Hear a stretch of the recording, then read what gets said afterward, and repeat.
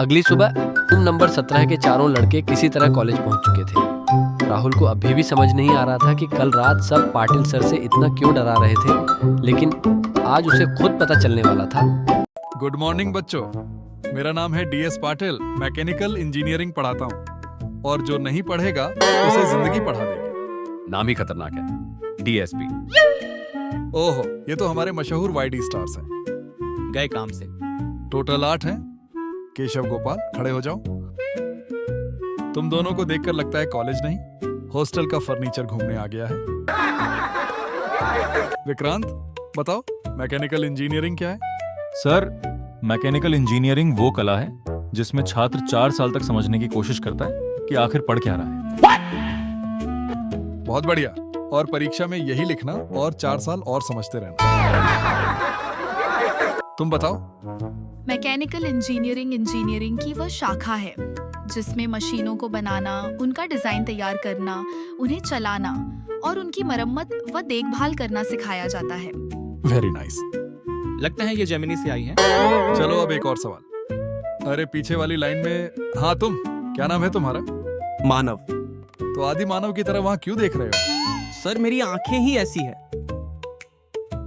Sir, ये लो what का bulb है, करंट कम है, इसलिए फोकस नहीं हो रहा। सर, इसको जीपीएस लगाना पड़ेगा, कम से कम आंखों को रास्ता तो मिलेगा। बस कॉमेडी सर्कस बंद करो। मानव, मशीन क्या होती है? मशीन वो होती है जो इंसान का काम आसान कर दे, जैसे washing machine, mixer, fan. Patil sir को जवाब देते वक्त कोई खड़ा रहा तो अच्छा नहीं लगता था।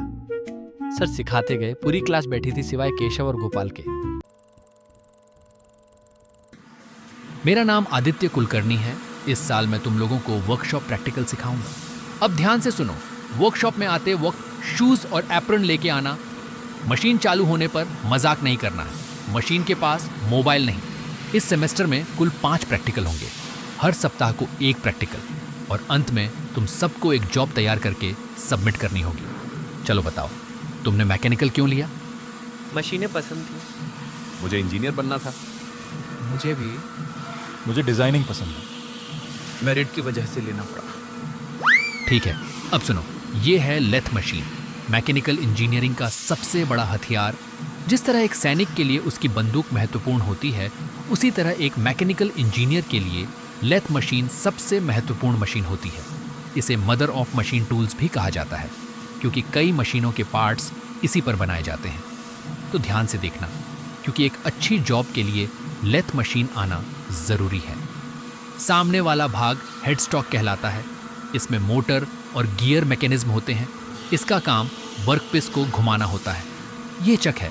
इसमें जॉब या वर्कपीस को मजबूती से पकड़ा जाता है ताकि मशीनिंग के दौरान वह हिले नहीं। पूरी मशीन का आधार बेड कहलाता है। ये सभी पार्ट्स को सपोर्ट करता है। इस भाग को टूल पोस्ट कहते हैं। इसमें कटिंग टूल लगाया जाता है। ये पीछे वाला भाग टेलेस्टॉक कहलाता है। इसका उपयोग लंबे वर्कपीस को सपोर्ट देने तथा ड्रिलिंग ऑपरेशंस के लिए किया जाता है। अब बात करते हैं ऑपरेशन की। तो बताओ फेसिंग क्या है? सर, सामने वाले का फेस देखना। बेटा, अगर यही चलता रहा ना तो तुम्हारा फेस ही सबसे ज़्यादा दिखाई देगा। अब बताओ, नर्लिंग क्यों करते हैं? सर, ग्रिप बढ़ाने के लिए। बहुत बढ़िया। देखा, कुछ लोग पढ़ाई भी करते हैं। भाई, ये मशीन कितने की होगी? तेरी फीस से ज्यादा होगी। फिर तो बहुत महंगी होगी। मैंने अभी तक पूरी फीस नहीं भरी। इसकी कीमत लगभग 1 से 2 लाख होगी। तो अगले हफ्ते हर कोई ध्यान से खुद मशीन चलाएगा। आज जॉब का परफेक्ट स्केच निकालो और अगले प्रैक्टिकल में हम स्टार्ट करेंगे। लगता है थोड़ा डिफिकल्ट है। चिंता मत करो, मैं हेल्प करूंगा तुम्हारी। तुझे तो आता है क्या? पिछले साल 3 बार किया था। वो मैं देख लूंगा, तू अपना देख। बस करो, लड़ो मत। मैंने सुने हैं तुम्हारे किस्से स्टाफ रूम में। भाई, हम तो पूरे डिपार्टमेंट में फेमस हैं। मैं पहले ही वार्न करता हूँ, वर्कशॉप के अंदर मुझे कोई झगड़ा नहीं चाहिए।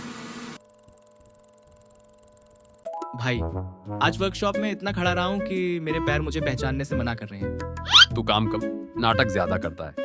नहीं भाई, सर ने जब कहा ये जॉब बनानी है तभी मेरी आत्मा शरीर छोड़कर चली गई थी। छोड़ो सब, ये एक जरूरी खबर है। क्या खबर है? आज से ठीक 2 हफ्ते बाद फ्रेशर्स पार्टी है। सच में? फिर तो नए कपड़े लेने पड़ेंगे। और कुछ लोगों को नया आत्मविश्वास भी। मेरी तरफ क्यों देख रहा है? क्योंकि फ्रेशर्स पार्टी में तेरी नजर स्टेज पर कम किसी और पर ज्यादा रहने वाली है। चुप रहो बे। भाई अभी से कुर्ता प्रेस करवा ले। और मुस्कुराने की प्रैक्टिस भी। कहीं ऐसा ना हो कि पार्टी में जाकर तू मशीन की तरह हैंग हो जाए। फिलहाल तो रूम नंबर 17 में हंसी चल रही थी, लेकिन 2 हफ्ते बाद पूरा कॉलेज इनके नाम की चर्चा करने वाला था।